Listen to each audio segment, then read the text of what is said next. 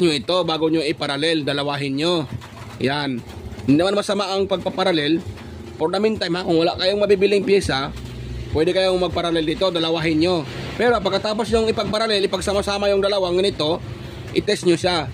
For example, yung electric fan ay need lang ng 1.5 microfarad. Dapat yung kapasitor na pinaparallel nyo, lalabas siya ay 1.5 hanggang 1.7.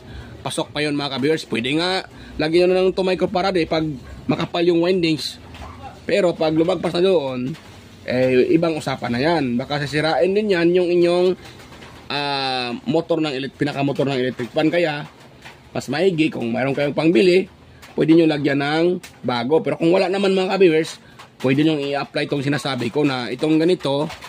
Hanap kayo ng ganito ng mga mabababa na yung microfarad, tapos iparallel nyo. Pag mayroon kayong, pag nakakuha kayo ng 1.5 hanggang 1.7 or 1.8, pwede nyo ilagay yan mga ka-viewers. Gagana yung electric fan at hindi masasira yan. Yan. Ganun lang. Basta ang yung electric fan ay 1.5 hanggang 2 microfarad. Kung yung electric fan ay 1.5 yung kanyang kapasitor, pwede kayong maglagay dyan ng 1.7 to 1.8. Yan, hanggang 2. Basta makapal nga. Sabi ko nga, basta makapal itong ganito. Itong ganito, makapal yung windings at saka yung stator niya makapal. Kaya pwede kayong maglagay ng 2 microfarad. Yan. Masisira lang yan pag nilagay nyo ng 3 microfarad. Mataas na yon mga ka-viewers. So sa ibang mga technician or nagbablog, hindi ko naman sila sinisiraan. Yung iba nagsasabi na ano daw, masisira daw yung electric fan pag hindi na doble natin yung kapasitor. Maling-mali yon. Oo, totoo, masisira kung hindi mo itinitis bago mo sinasalpak yung kapasitor.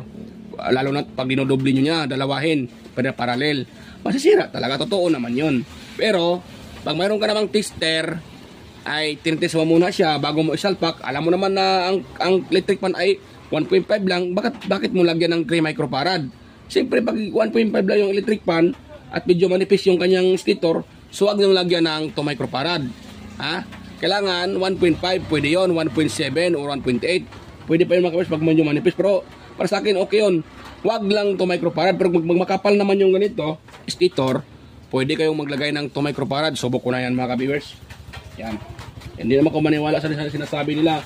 Hindi porket nagparallel ka ng kapasitor, masisirain yung electric fan. Oo nga, totoo nga yan.